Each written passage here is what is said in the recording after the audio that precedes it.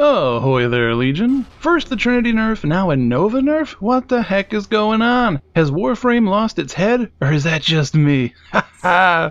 And yeah, this is something I ran into last night. Quite the odd little glitch, isn't it? But back on topic, balance. Ability balance seems to be something they're tackling in Warframe, at least on the side while they work on other patches. Now to the few naysayers that claimed it wasn't needed, here's an excellent example of what Trinity is used to be able to do. Immune to damage and killing everything both in and out of sight. It shouldn't come as a surprise that Nova's similar abilities are next up to the nerf bat, but is she going to get walked to extraction, hit a foul null star, or get beamed in the head with a roller? These quasi-sports references doing anything for you? Or Nova loyalists, put down your pitchforks, it's not all bad. Post-patch, likely coming out sometime tonight, Novas will have to keep in mind previously unaffected stats such as duration, range, and strength mods. You can read the intricate details on screen at your leisure, but the biggest question on everyone's mind is, if enemies will no longer instantly be affected and it grows over time, how quickly will the ability spread? This is the linchpin point, Legion. If it spreads too slow, the other changes don't matter. It could have a lot more depth than currently,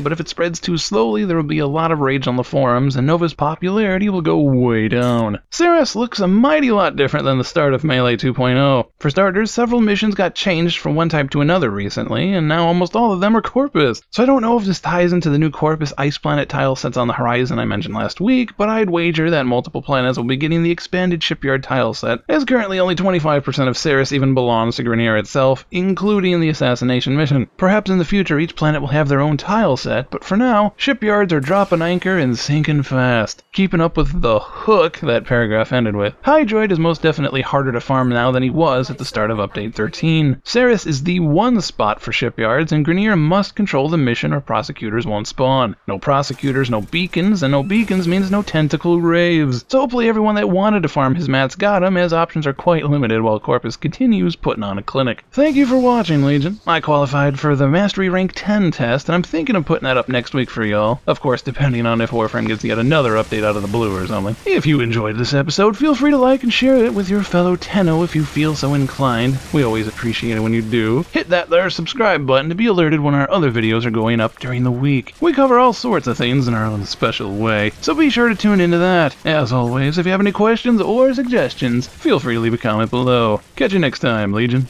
Take care.